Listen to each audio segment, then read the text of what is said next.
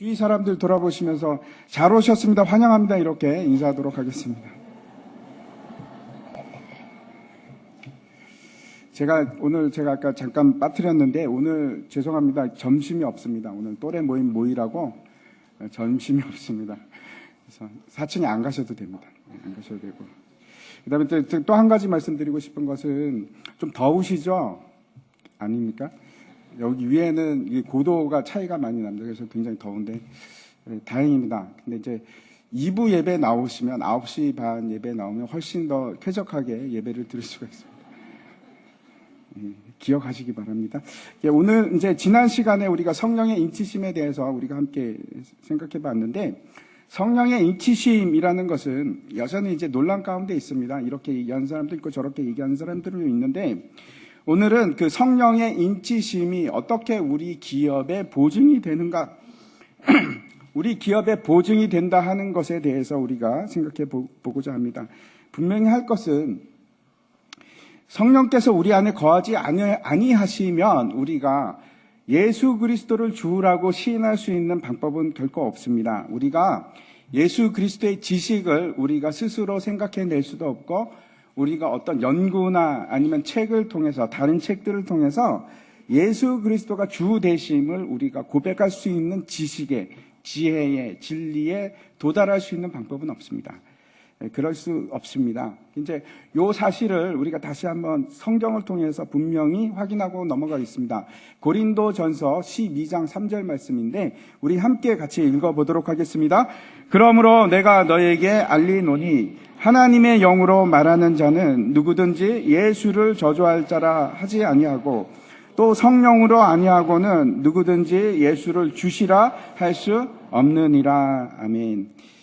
분명히 우리는 그렇죠. 예수 그리스도는 주님이십니다 라고 고백하는 사람들입니다. 근데 주라고 고백하는 것이 도대체 무슨 뜻일까요? 첫 번째, 주라고 한다는 것은 하나님의 아들이십니다. 그리고 창조주이실 뿐만 아니고 내 구원자이십니다 하는 고백을 하는 것입니다.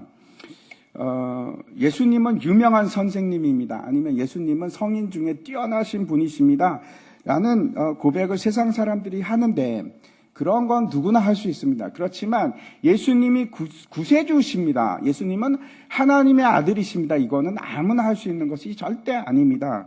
누가 반드시 필요한가 하면 성령님의 도우심이 있어야 됩니다. 그래서 성령님의 내주가 없이는 이러한 고백을 분명히 할 수 없습니다. 그런데 그렇다면 문제는 뭐냐면, 내가 그런 고백을 한다면 예수님은 주님이십니다, 구세주시고 창조주 하나님이십니다 라고 고백을 하면 그것이 내 구원의 보증이 됩니까? 제가 묻는 겁니다. 여러분에게 한번 생각해 보십시오. 내가 그런 고백을 하는 사람입니다. 그러면 나는 천국은 무조건 따놓은 당상입니까? 제가 그걸 묻고 싶어서 말씀드리는 겁니다. 어떻게 생각하십니까? 여태까지 여러분 그렇게 들으셨죠? 저도 어릴 때부터 그 얘기는 많이 들었습니다. 네, 마가복음 한번 말씀을 보도록 하겠습니다. 마가복음 1장인데, 마침 그들의 회당에 더러운 귀신 들린 사람이 있어 소리 질러 이르되, 나사렛 예수여, 우리가 당신과 무슨 상관이 있나이까? 우리를 멸하러 왔나이까? 나는 당신이 누구인 줄 아노니 하나님의 거룩한 자니이다. 이렇게 얘기하고 있습니다. 예수님께서 회당에 들어가셨는데 거기 이제 더럽다는 게 어떤 것인지 여러분, 그냥 느낌이 오시죠? 그 더러운 귀신 들린 자가 있는 겁니다. 그리고 놀라운 사실은 그곳이 어딘가 하면 회당이라는 겁니다. 회당은 어떤 곳인가 하면 그 하나님의 말씀을 읽고 하나님의 말씀을 배우고 그리고 거기서 예배하는 곳입니다. 우리 교회랑 똑같습니다. 그런데 거기에 누가 있는가 하면 지금 더러운 귀신 들린 자가 있는 겁니다. 왜 거기 있을까?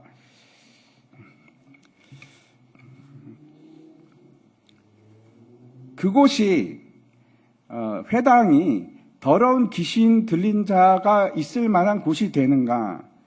우리 교회도 마찬가지입니다. 교회가 거룩한 곳이라서 더러운 귀신이 들어오지 못하는 곳인가? 어떻게 생각하십니까? 교회는 딱 이렇게 십자가도 있고 해서 무서워서 안 들어올 것인가? 교회 건물 자체는 거룩하지 않습니다, 여러분. 강대상이 거룩한 성물입니까? 예, 그런 거 없습니다. 피아노는 우리가 교회에서 쓰기 때문에 거룩합니까? 아니요, 그런 거 없습니다. 그렇지 않습니다. 똑같습니다.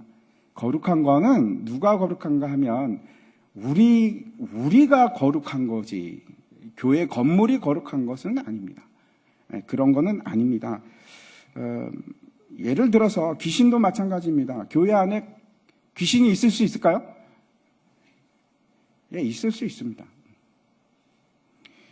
예, 귀신 들린 자도 마찬가지입니다. 교회 안에 있을 수 있을까요? 예, 예배 드리는 척 하면서 앉아 있을 수 있습니다. 얼마든지 가능합니다. 제가 이제 터키에서 이제 선교사 사역을 하고 있을 때, 그때 이제 어떤 사람들 대상으로 일을 했는가 하면 이란 난민들, 아프간 사람들, 난민들, 이런 사람들입니다. 이 사람들이 의지할 곳도 없고 뭐 돈도 없고 힘든 삶이지 않습니까? 그래서 마음이 가난하고 열려 있습니다. 복음에 대해서 굉장히 많이 열려 있습니다. 근데 이 사람들이 어떤 사람인가 하면 그 전에 예수를 믿었던 사람도 있습니다. 그러니까 원래는 100% 무슬림들인데 개종을 해서 도망 온 사람도 있고, 아니면은 난민으로 왔다가 또 예수를 믿는 사람도 있고, 여러 가지 다양합니다. 그런데 이 사람들이 이제 어떻게 왔건, 권유로 왔건, 아니면은 궁금해서 왔건, 우리가 예배를 드릴 때 이제 오면은, 제가 항상 말씀을 전한 건 아닙니다. 제가 이렇게 여러 사람들이 같이 이제 돌아가면서 말씀도 전하고 그랬는데, 예배를 드릴 때 강력한 말씀이 선포되기 시작하면 놀라운 일이 일어납니다. 어떤 일이 일어나면은 굉장히 그런 일이 많았습니다. 귀신들 때문에 귀신 들린 사람들이 정체가 드러나기 시작합니다. 막 말씀이 막 강력하게 역사하기 시작하면, 선포되기 시작하면 귀신이 주체를 못합니다. 그래갖고 막 어떤 사람은 막 땅에 뒹굴고, 어떤 사람은 경련을 일으키는 사람도 있고, 뭐 꼬꾸라지고 막 그럽니다. 주체를 못하는 겁니다. 예수님 때도 그런 똑같은 지금 일이 일어났습니다. 예수님께서 안식일 날 회당에 가셔서 말씀을 전하게 됐는데, 강력한 말씀을 선포하기 시작합니다. 권세 있는 말씀을. 그랬더니 이제 두 가지 반응이 일어나는데, 하나는 거기 있던 사람이 그 말씀의 권세 때문에 입이 딱 벌어지면서 놀라서 그 말씀에 압도가 되어서 움직이지도 못하죠. 경직이 되는. 여러분 그런 경험하신 적이 있습니까? 저는 그런 경험이 있습니다. 너무나 막 가슴이 막 벌컹벌컹 하면서 어찌할 바를 모르고 압도가 돼서, 그 말씀의 권세에 압도가 되어서 그러고 있는데, 또 한편에서 귀신 들린 사람이 이제 정체가 드러나기 시작한, 귀신의 정체가 드러나기 시작하는 겁니다. 뭐라고 하냐면 귀신이 그 사람의 입술을 빌려서 이렇게 얘기하는 겁니다. 나사렛 예수여, 우리가 당신과 무슨 상관이 있나이까? 우리를 멸하러 왔습니까? 나는 당신이 누군지 압니다. 당신은 하나님의 거룩한 자이지 않습니까? 이렇게 이제 얘기를 하는 겁니다. 이 거룩한 자라는 것이 뭘까요? 이 거룩한 자라는 것은 하나님의 아들, 메시아를 얘기하는 겁니다. 약속된 그 메시아. 당신이 바로 하나님의 아들인 것도 내가 알고 있고, 당신이 구원자로 오시는 그 메시아인 것도 내가 압니다. 누가 얘기했습니까? 귀신이 얘기한 겁니다. 귀신이. 무슨 말씀인가 하면 귀신이 예수는 주라고 시인한 겁니다. 이 사실을 우리가 어떻게 받아들일까요? 성경에 여러 번 귀신이 이렇게 예수님에 대해서 주님이라고 고백한 장면들이 나옵니다. 그래서 이 귀신이 구원받았을까요? 귀신이 예수님은 주라고 시인했기 때문에 이 귀신은 구원이 확증된 겁니까? 아니지 않습니까? 예, 귀신은 하나님을 반역하고 완전히 등을 돌리고 하나님을 대적하는 자들입니다. 그럼에도 불구하고 이 누군지를 아는 겁니다. 알고 그 사실도 믿습니다. 당신은 주님 아니십니까? 나랑 무슨 상관이 있습니까? 귀신이 예수님을 주라고 한다고 할지라도, 그렇죠? 그거는 구원하고 상관이 없습니다. 그게 구원의 보증이 될 수는 없습니다.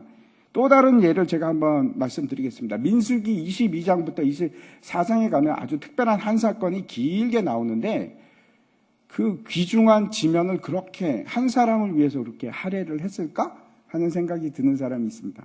그 사람이 혹시 누군지 아십니까? 발람입니다. 발람 선지자라고 하는 사람인데, 제가 결론부터 말씀드리면 이 발람은 가짜입니다. 거짓 선지자.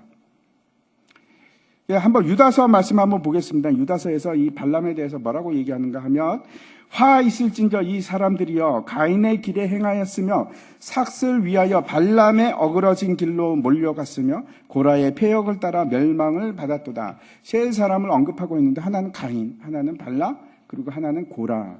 세 명을 언급합니다. 이 사람들 다 멸망했습니다. 발람이 어떤 회개를 했거나 아니면 돌이켜서 구원을 받았다거나 그런 사람이 아니고 멸망한 사람입니다. 그런데 아십니까? 놀라운 사실이 있는데, 이 발람이 성령을 받은 사람입니다. 그럴 리가. 한번 성경 보겠습니다. 진짜 그런지. 민수기 24장 1절과 2절 말씀 보면은 제가 읽겠습니다. 발람이 자기가 이스라엘을 축복하는 것을 여호와께서 선히 여기심을 보고 전과 같이 점수를 쓰지 아니하고 그의 낯을 광야로 향하여 눈을 들어 이스라엘이 그 지파대로 천막 친 것을 보는데, 그때에 하나님의 영이 그 위에 임하신지라. 하나님의 영이 누굴까요? 성령입니다. 어떻게 생각하십니까? 굉장히 많은 사람들이 어떻게 생각하는가 하면, 성령이 우리 안에 한번 임하시면 떠나지 아니하시고 버리지 아니하시고 그것이 우리의 구원의 보증이 된다. 그래서 우리는 절대로 구원을 잃을 수가 없다. 한번 내가 성령이 임하시고 내가 구주로 고백만 하면 그게 끝이다. 그럴까요? 발람은 어떻게 된 겁니까? 발람은 성령이 임한 사람인데, 그가 예언을 하는데 무슨 예언을 하냐면 이스라엘을 막 축복을 합니다. 이스라엘을 축복할 뿐만 아니고 그 예언에 보면은 메시아 예언까지 합니다. 놀라운 예언을 합니다. 그랬던 사람이지만 발람은 가짜입니다. 성령이 그 안에 임하기도 했지만 발람은 가짜입니다. 그가 예언을 했지만 가짜였습니다. 우리가 이걸 어떻게 받아들여야 할까요? 발람만 그렇게 성령이 임했던 사람이 아니고 또 한 명 우리가 잘 아는 사람, 성경에 나오는 사람, 그런 사람이 있습니다. 사울이죠. 사울 왕이 그런 사람입니다. 사무엘상 10장 10절 말씀 한번 보면 제가 읽겠습니다.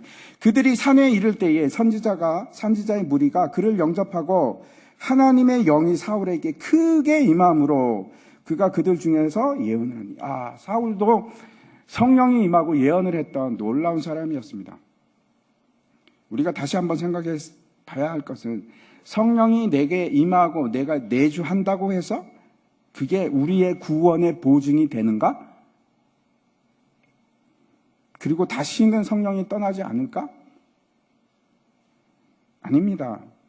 우리가 알고 있듯이 사울에게서 성령이 떠납니다. 한번 보겠습니다. 그게 기록이 되어 있는데 사무엘상 16장의 말씀입니다. 제가 읽겠습니다. 여호와의 영이 사울에게서 떠나고 여호와께서 부리시는 악령이 그를 번뇌하게 한지라. 하나님의 영, 성령이 사울에게서 떠나고 그 자리를 누가 차지합니까? 귀신이 차지합니다. 귀신의 사람이 되었습니다. 뿐만 아니고 우리가 잘 아는 다윗 왕이 뭐라고 고백을 하는가? 시편 51편 말씀인데, 이때 이제 어떤 상황인가 하면 다윗이 사람을 죽입니다. 그러죠. 우리아의 남편을 우리아를 죽이고 그 밧세바와 그 아내 됐던 밧세바와 간음을 합니다. 끔찍한 죄를 저질렀습니다. 그리고 했던 심령이 깨어지고 어찌할 바를 몰라서 그때 기도했던 내용이 시편 51편입니다. 같이 한번 읽겠습니다. 시작. 나를 주 앞에서 쫓아내지 마시며 주의 성령을 내게서 거두지 마소서. 심지어 다윗이 범죄 후에 이런 고백합니다. 주여, 내게서 성령을 제발 좀 거두지 마십시오. 나를 살려주십시오. 무슨 말입니까? 성령이 떠날 수도 있다는 말로 우리가 볼 수도 있습니다. 사울도 그랬고 발람도 그랬고 성령이 떠난 사람들입니다. 그런 사람들이 한두 명이겠습니까? 많이 있습니다.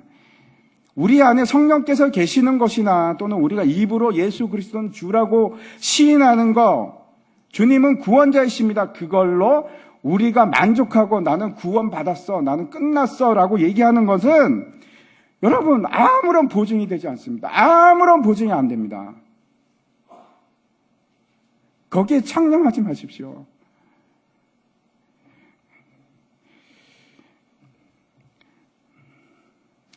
우리가 착각을 할 수 있습니다. 많은 사람들이 주님의 이름으로 귀신을 쫓아내고 예언도 하고 방언도 하고 병든 자를 고치고 기적을 일으키고, 사람들이 그럽니다. 아, 저 사람은 성령의 은사가 받아서 성령의 사역을 하고 있으니까 저 사람은 분명히 하나님의 사람이야.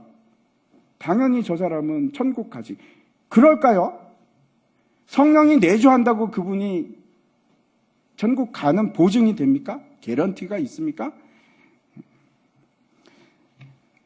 너무나 많은 사람들이 성령으로 시작해서 육으로 끝나는 것을 우리가 분명히 목격합니다. 너무나 많이 봅니다. 혹시 여러분 안녕하십니까 성령님이라는 책을 아시는지 보신 분이 계실지 모르겠는데, 옛날에 아주 유명했던 책입니다. 저도 읽고 은혜 많이 받았습니다. 베니 힌이라는 분이 쓴 책인데, 이분이 이제 중동 출신인데 미국에 가서 큰 유명한 부흥사가 됩니다. 그리고 성령 사역을 하는데 엄청나게 많은 놀라운 기적을 많이 행한 사람입니다. 근데 그 사람이 유명한 텔레비전 부흥사인데 나중에 좋지 않습니다. 최근에는 어떻게 됐는지 모르겠지만 여러 가지 모양으로 그분에게서 성령이 떠난 증거들이 나타나기 시작합니다. 그러니까 이제 텔레비전에서 프로그램 성령 사역하는 쇼가 프로그램이 있습니다. 근데 그거를 하는데 환자가 가짜입니다. 그래서 이제 다리를 절면서 막 나오는 겁니다. 목발을 짚고 그 기도를 막 하면 그냥 목발을 집어 던지고 할렐루야 나왔습니다. 근데 그게 다 가짜인 겁니다. 짜고 하는 겁니다.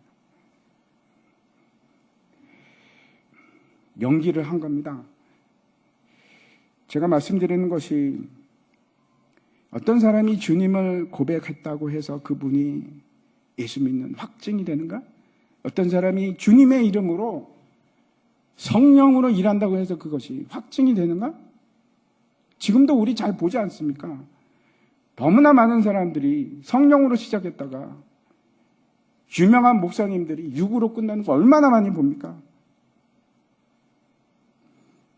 그래도 구원 받습니까? 여러분 받는다고 생각하십니까? 보증이 있어서? 사도 바울이 이렇게 고백합니다. 고린도후서 9장 27절 말씀입니다. 이것도 한번 같이 읽었으면 좋겠습니다. 같이 읽겠습니다. 내가 내 몸을 쳐 복종하게 함은 내가 남에게 전파한 후에 자신이 도리어 버림을 당할까 두려워함이로다. 사도 바울이 지금 뭐라고 하는가 하면, 내가 열심히 복음을 전하고 수많은 사람들을 전도를 했는데 그래도 내 자신은 구원을 받지 못하고 버림을 당하면 그게 무슨 유익이 있겠는가? 그래서 뭐라고 합니까? 내 몸을 쳐서 내가 주님께 복종하기 위해서 내가 나를 때려서라도 내가 굴복하고 주님 앞에 두려워함으로 그렇게 살아간다. 도대체 이게 무슨 말씀입니까? 사도 바울은 구원의 확신이 없어서 그런 말을 지금 하고 있는 겁니까? 다시 오늘 본문의 말씀으로 돌아가서 13절과 14절 말씀 한번 같이 우리가 다시 한번 읽겠습니다. 같이 읽겠습니다. 그 안에서 너희도 진리의 말씀, 곧 너희의 구원의 복음을 듣고 그 안에서 또한 믿어 약속의 성령으로 인치심을 받았으니 이는 우리의 기업의 보증이 되사 그 얻으신 것을 속량하시고 그의 영광을 찬송하게 하려 하심이라.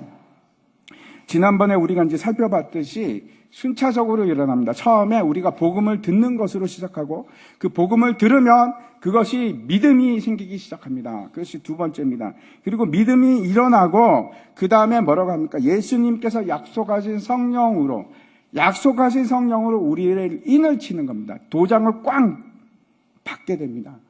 근데 14절에서 뭐라고 하냐면 이 성령의 인치심, 도장을 받는 것이 어떤 것이 되는가 하면 우리 기업의 보증이 된다. 이렇게 말씀하고 있습니다. 이미 우리가 이제 몇 주 전에 기업이 무엇인지 우리가 함께 살펴봤는데, 제가 다시 한번 말씀을 드린다면 기업이라는 것은 삼성 기업 이런 것이 아니고, 첫 번째 하나님의 소유가 된다는 뜻입니다. 하나님의 기업이 된다는 의미입니다. 그래서 우리는 하나님의 기업인 하나님의 백성들입니다. 그의 소유된 백성들입니다. 하나님의 재산입니다. 그런데 이것으로 끝나는 것이 아니고 두 번째, 우리가 하나님의 상속자가 되어서 그의 나라, 하나님의 나라를, 천국을 소유할 수 있는 권리를 가지는 것, 그걸 기업이라고 지금 얘기를 하는 겁니다. 다시 말씀드려서 그 구원받은 자가 누리는 영원한 하나님의 나라 유산, 하나님의 나라를 영원한 겁니다. 그거는 뭐 사라지고 그런 것이 아니고 영원함을 우리가 누리는 권리입니다. 그게 기업인데, 그래서 이 성령의 인치심이 그 기업, 하나님의 상속자가 누리는 그 권리의 보증이 된다는 겁니다. 누구를 통해서? 성령을 통해서.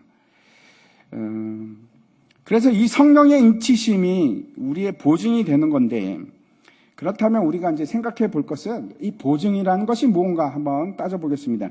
이 보증이라는 말은 그리스 말로는 아르본이라고 하는데 상업적인 관용어입니다. 그래서 어떤 때 쓰는가 하면 일반적으로 쓰는 것이 아니고 상거래할 때 경제적인 용어입니다. 두 가지 의미로 보통 사용하는데, 첫 번째는 어떤 뜻이냐, 계약금, 보증금이라는 뜻이고, 또 하나는 이제 어떤 건가 하면 담보물, 그런 뜻입니다. 담보물로 쓰입니다. 이제 부동산 거래를 할 때 여러분 해보셨죠? 한 번은 해보셨죠? 부동산 거래를 할 때 사는 사람이 있고 파는 사람이 있을 때 뭘 쓰게 됩니까? 계약서를 쓰지 않습니까? 계약서를 씁니다. 계약서를 작성하는데 계약서 끝나고 끝납니까? 아니죠. 계약서를 쓰고 나서 뭘 주고받습니다. 뭘 주고받습니까? 보증금을 주고받지 않습니다. 계약금을 겁니다. 그렇죠. 사실 이제 우리가 부동산 거래나 상품 거래나 그런 거 할 때 계약금을 많이 낼 수도 있고 작게 낼 수도 있고, 제가 2부 때 얘기하니까 계약금이 얼마나 거래해야 됩니까? 물어보니까 부동산은 10%라고 얘기를 하시네요. 10% 정도를 걸 수도 있고, 그렇죠. 그게 최소지요. 10%를 걸 수도 있고 더 많이 뭐 20%, 30%를 걸어도 상관은 없습니다. 근데 여러분 같으면 어떻게 하겠습니까? 많이 거시겠습니까? 아니면 조금만 거시겠습니까? 조금만. 예. 그렇죠. 조금만 걸 겁니다. 왜 조금만 거실까요? 한번 생각해 보십시오. 파는 사람 입장에서는 많이 받는 것이 좋을까요? 작게 받는 것이 좋을까요? 예, 많은 받는 것이 좋겠죠. 예, 그래서 확실하게 팔리는 거니까. 그런데 사는 사람 입장에서는 조금만 내려고 합니다. 아마 두 가지 이유 때문에 그럴 겁니다. 첫 번째는 내가 계약을 했는데 뒤돌아서 나오는 저기 더 좋은 물건이 있으면 어떻게 합니까? 아, 이거 취소하고, 그렇죠. 이걸 사야죠. 그럼 이거는 계약금을 날리게 됩니다. 그러니까 조금만 거는 게 훨씬 더 유리하지 않겠습니까? 될 수 있는 한 작게 걸고, 그리고 상황이 어떻게 되는 것, 주시하는 것을 하기 위해서 계약금을 조금만 겁니다. 그리고 두 번째 이유가 있을 것 같은데, 두 번째는 왜 조금만 걸려고 할까요? 돈이 없어서. 대금을 다 치러야 하는데 돈이 작으면 불안하지 않습니까? 그렇죠? 내가 많이 걸었는데 나중에 돈을 못 마련하면 그 계약금 다 사라지는데, 가능하면 작게 걸어야죠. 그게 안전하지 않습니까? 그래서 아마 사람들이 돈을 조금만 걸려고 할 겁니다. 계약금을. 왜 그런가? 결국은 불확실성 때문에 그렇습니다. 불확실성 때문에 계약이 이루어지지 않을 수도 있으니까. 근데 오늘 본문은 좀 틀립니다. 그 계약금을 지금 어떻게 얘기하는, 약속을 하는 금액 정도가 아니고, 그러니까 내가 약속합니다 해서 돈을 내는 정도가 아니고, 이 보증이라는 것은 어떤 의미를 가지고 있는가 하면, 계약이 시작이 되었기 때문에 그 일부를 내가 낸다 하는 뜻입니다. 분할금을 얘기하는 겁니다. 많이 좀 차이가 있죠. 그래서 내 말을 지키겠다 하는 뜻으로 내는 것이 아니고, 이거는 이제 계약이 성사됐으니까 내가 이만큼 먼저 내겠다, 나머지는 좀 이따 내겠다 하는 의미가 되는 거예요. 이게 더 정확한 의미입니다. 우리도 물론 이제 비슷하게 그렇게 합니다. 그렇죠? 근데 이 시점에서 우리가 생각해야 할 것이 뭔가 하면, 우리와 하나님 사이에서 이루어진 계약이라고 한다면 도대체 그 일이, 지금 그 계약이 어떤 일이 일어나고 있는지 우리가 이제 분명하게 짚고 넘어가는 것이 좋을 것 같습니다. 계약이라는 것이 분명해야 됩니다.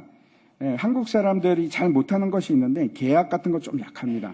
문서 작업 같은 게 좀 약해가지고 저도 그런 편입니다. 좋은 게 좋지 뭘 그걸 꼬치꼬치 다 적고 뭐 그러느냐. 자, 믿음으로 하지 뭐. 이렇게 생각을 하지만 그렇죠. 세상은 그렇지 않습니다. 제가 이제 이란에서 선교사로 있을 때 사업을 했는데,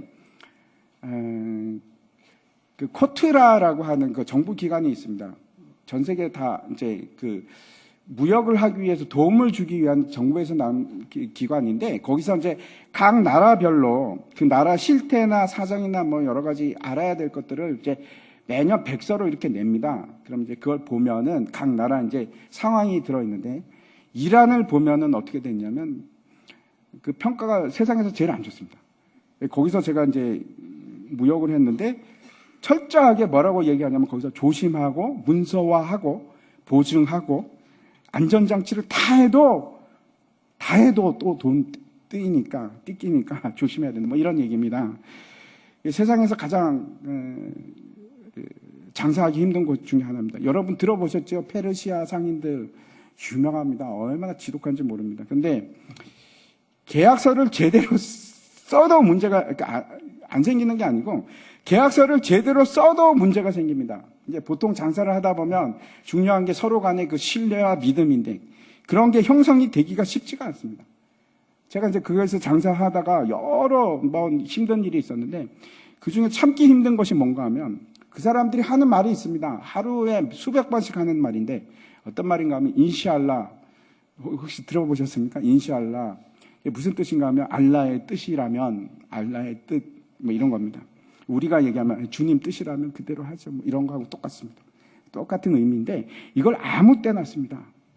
그래서 약속을 어기면 뭐라고 하면 인시알라. 내가 잘못해서 그런 게 아니고 알라의 뜻이니까 뭐 내가 어떻게 하겠어. 뭐 이런 겁니다. 책임을 안 집니다. 그래서 책임질 일이 생기면 무조건 인시알라 그렇게 해버립니다. 뭐라고 화가 그래서 나중에 제가 그랬습니다. 처음에는 막 분통이 터져서 막 그랬는데 나중에는 나 그런 거 안 들어. 인시알라 난 막 그런 적이 있습니다. 아무튼 계약을 할 때 좋은 게 좋은 것이 아니고 계약서를 잘 보셔야 합니다. 그렇죠. 꼬치꼬치 따지고 이게 뭐가 중요한가? 성경이 어떤 책인가 하면 약속의 책입니다. 하나님과의 계약의 책인데 그래서 구약은 옛 약속, 신약은 새 약속 그런 뜻입니다.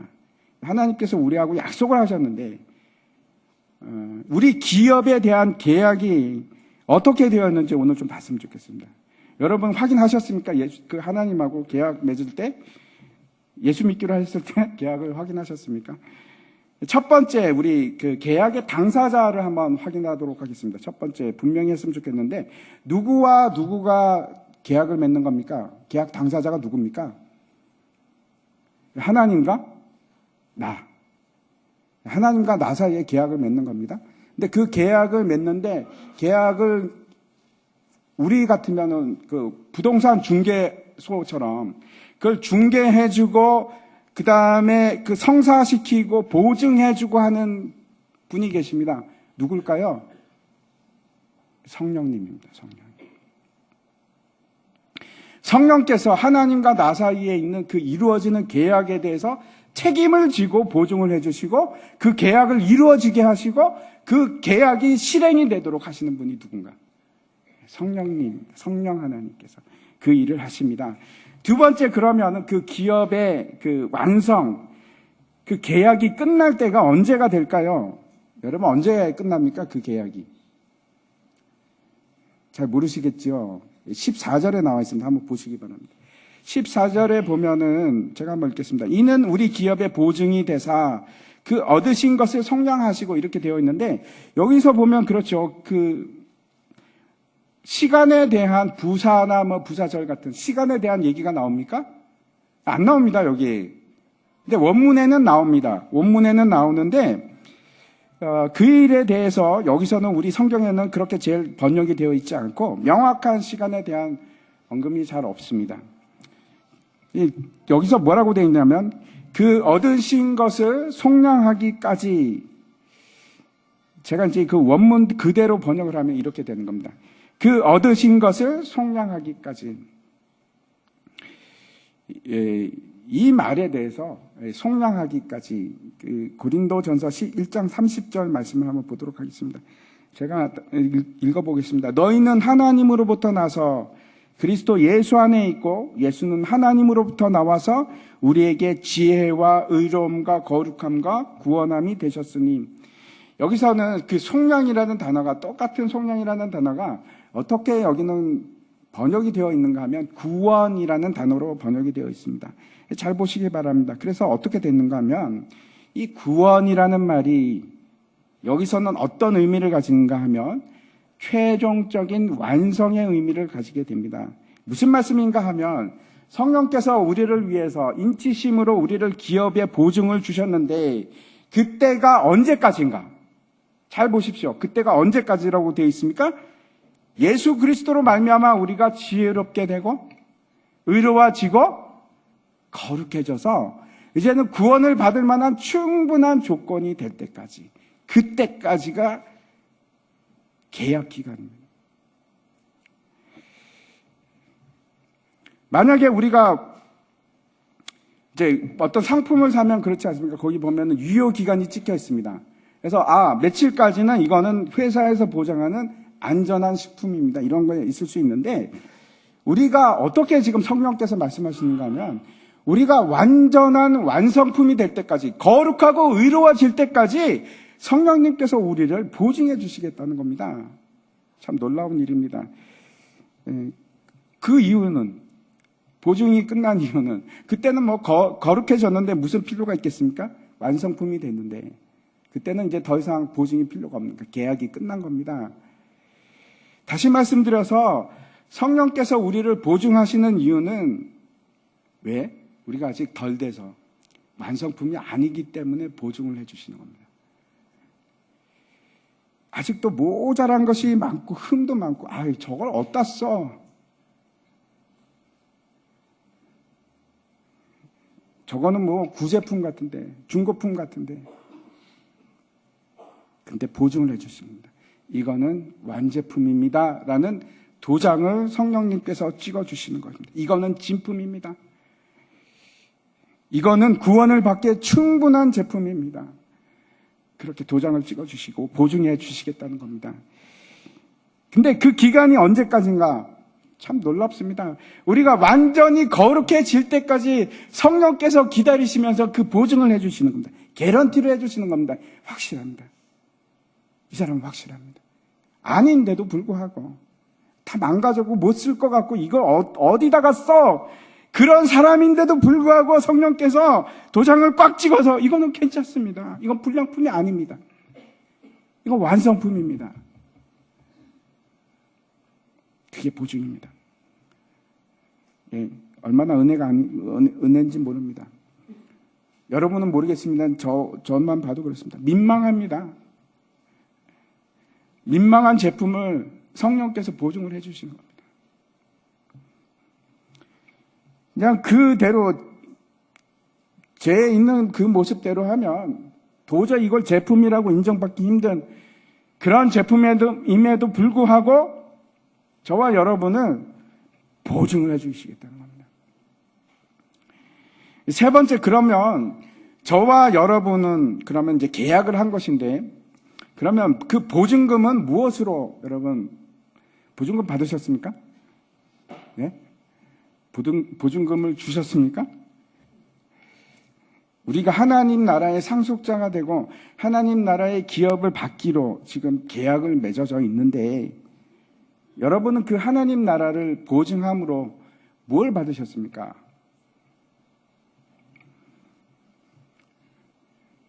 로마서에서 그 말씀을 하고 있습니다. 한번 찾아보겠습니다. 로마서 8장 말씀입니다. 8장 23절인데 같이 한번 읽겠습니다. 시작. 그뿐 아니라 또한 우리 곧 성령의 처음 익은 열매를 받은 우리까지도 속으로 탄식하여 양자 될 것 곧 우리 몸의 속량을 기다리느니라. 우리가 하나님께 맺은 계약의 중개자이시면서 곧 대리자이신 성령께서 우리에게 보증금으로 주신 것이 있습니다. 그 뭐라고 지금 얘기하고 있습니까? 처음 익은 열매. 성령님께서 우리 보증금으로 주신 게 처음 익은 열매랍니다. 그러면 이제 도대체 이 처음 익은 열매가 뭔지 우리가 또 궁금해하고 알아봐야 되지 않겠습니까? 그렇죠? 도대체 이 처음 익은 열매가 뭘까? 이스라엘 절기 중에는 한번 넘겨주십시오. 이스라엘 절기 중에는 초실절이라는 것이 있습니다. 이 초실절이 무슨 날인가 하면 10월과 11월쯤이 되면 이른 비가 내리기 시작합니다. 비가 오기 시작합니다. 그전에는 비가 전혀 안 오다가 비가 오기 시작합니다. 그럴 때 밀이나 보리 같은 것을 심습니다. 그리고 겨울 내내, 추운 겨울 내내 비가 옵니다. 부슬부슬 비가 오는데, 그리고 나서 이제 봄이 돼서 결실을 맺기 시작합니다. 이제 봄이 돼서 결실을 맺기 시작할 때가 되면 제사장이 어떻게 하는가 하면 들로 나갑니다. 들로 나가고 그 중에서 가장 잘 익은 이삭이 어떤 것인가 그걸 찾아가지고 이렇게 한 단을 뱁니다. 그래서 그걸 가지고 하나님 앞으로 나가서 흔들어서 요제로 하나님께 예배를 드립니다. 그날이 언제일까요? 그날이 초실절입니다. 근데 그 초실절이 언제일까요? 6월절 다음 안식 후 첫날입니다. 6월절 날 누가 죽으셨습니까? 예수님께서 십자가에서 죽으셨는데 그 3일 후 주일날입니다. 안식 후 첫날. 그날 새벽에 예수님께서 부활하셨습니다. 근데 그날이 바로 초실절이고 그 초실절에서 고린도전서 15장 20절에 보면 이렇게 말씀합니다. 그러나 이제 그리스도께서 죽은 자 가운데서 다시 살아나사 잠자는 자들의 첫 열매가 되셨도다. 첫 열매는 누굽니까? 예수님입니다. 우리의 첫 열매는 예수님이신데 성령님께서 그 예수님을, 첫 열매 되신 예수님을 우리에게 보증으로 주신 것입니다. 진리의 말씀 되신 예수님을, 진리가 되신 예수님을 우리에게 보증으로 주셨습니다. 그래서 이 로마서 8장 앞에서 우리가 봤던 23절의 말씀, 성령의 처음 익은 열매는 예수 그리스도인데 우리 보증금입니다. 하나님께서 우리에게 계약을 하시는데 그 계약을 파기하지 않겠다는 증거로 보증금을 주셨는데 뭘 거셨는가? 하나님 자신을 거셨습니다. 그 계약금이 얼마나 되는가? 하나님께서 조금만 건 것이 아니고, 불확실하기 때문에 조금만 건 것이 아니고, 하나님께서 그 사랑하시는 아들, 자신인 예수 그리스도를 우리의 구원의 보증으로 주셨습니다. 어떻게 주셨습니까? 십자가의 죽이심으로 우리에게 주셨습니다. 그 계약금이 여러분 얼마나 크신지 이해가 가십니까? 얼마나 값진 계약금인지 이해가 가십니까? 천지를 창조하신 창조주 하나님이 우리의 계약금입니다. 그 계약이 파기될까요? 그렇지 않습니다. 예수님께서 세상 사람들 모두에게 그러면 그 보증금이 되셨습니까? 아닙니다. 누구에게만 그렇습니까? 성령과 그 계약을 맺은 인치심을 받은 자들만, 우리만 그 보증금을 받은 겁니다. 그리고 그 보증, 인치심을 받은 자들이 우리들입니다. 제가 이제 앞에서 말씀드린 문제를 다시 한번 여러분 기억해 보시기 바랍니다. 그래서 성령이 우리 안에 계시기 때문에 우리가 입으로 주는 그리스도시여 살아계신 하나님의 아들입니다라고 고백하는 것으로 그게 우리 성령의 인치심의 증거가 됩니까? 그게 도장의 의미입니까? 그렇지 않습니다. 마태복음 한번 보도록 하겠습니다. 우리가 잘 아는 말씀인데 제가 한번 읽도록 하겠습니다. 그들의 열매로 그들을 알지니 가시나무에서 포도를 또는 엉겅퀴에서 무화과를 따겠느냐. 이와 같이 좋은 나무마다 아름다운 열매를 맺고 못된 나무가 나쁜 열매를 맺나니 좋은 나무가 나쁜 열매를 맺을 수 없고 못된 나무가 아름다운 열매를 맺을 수 없느니라. 아름다운 열매를 맺지 아니하는 나무마다 찍혀 불에 던져지느니라. 이러므로 그들의 열매로 그들을 알리라. 나더러 주여 주여 하는 자마다 다 천국에 들어가는 것이 아니요 다만 하늘에 계신 내 아버지의 뜻대로 행하는 자라. 그런 자만 들어갈 수가 있습니다. 분명히 성령께서 계약을 맺은 하나님의 백성들과 그들에게 인을 치셨습니다. 성령을 통해서 인을 치셨습니다. 내주하시는 것이 그게 인이 아니고, 내가 예수님을 믿습니다라고 말로 하는 것이 그게 인이 아니고, 그게 증거가 아니고 따로 있습니다. 뭐가 증거인가? 여러분, 옆에 있는 사람들 얼굴 보시면은 여기 도장이 찍혀 있습니까? 안 보입니다. 그러면 어떻게 알겠습니까? 뭘로 알 수 있습니까? 거듭난 사람인지 도대체 어떻게 하는 겁니까? 거듭났다는 것은 생명체가 완전히 바뀌어서 새로 태어난 겁니다. 다시 말씀드려서 전혀 다른 종류의 사람이 되는 겁니다. 완전히 품종이 바뀌어서 옛날에는 돌 감람나무였는데 이제는 참 감람나무가 된 겁니다. 열매가 다릅니다. 열매를 보면 압니다. 변화된 사람, 거듭난 사람, 하나님의 성령의 인치심을 받은 사람은 여러분 어떻게 되는가 하면 조금씩 변화가 있습니다. 어떤 변화가 나타나기 시작합니까? 성령의 열매가 나타나기 시작합니다. 사랑과 희락과 화평과 오래 참음과 자비와 양선과 충성과 온유와 절제가 나타나기 시작합니다. 그게 여러분, 그 열매를 드러내기 시작하는 사람이 진짜 인치심을 받은 사람이고, 그거 외에는 우리가 확인할 수 있는 방법이 없습니다.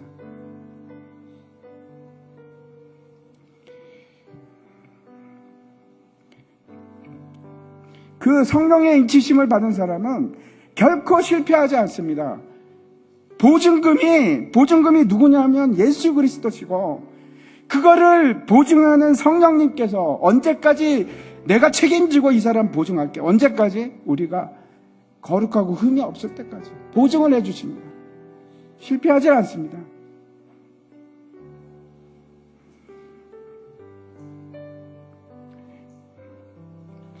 우리 눈에는 안 보입니다. 인이 안 보입니다. 근데 뭐가 보입니까? 열매가 보입니다.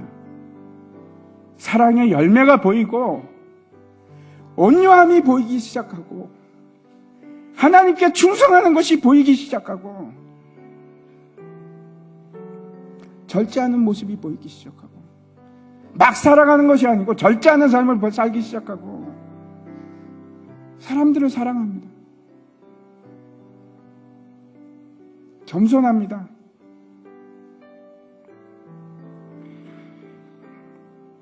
그 일을 구하시기 바랍니다.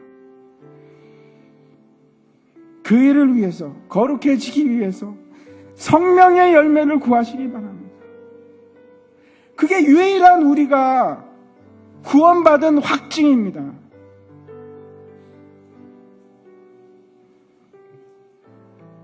성령의 열매를 구하십시오. 성령께서 그 일을 책임지고 하십니다. 그래서 우리에게 필요한 것이 성령입니다. 마지막으로 우리가 그 마지막 갈라디아서 말씀 함께 같이 읽도록 하겠습니다.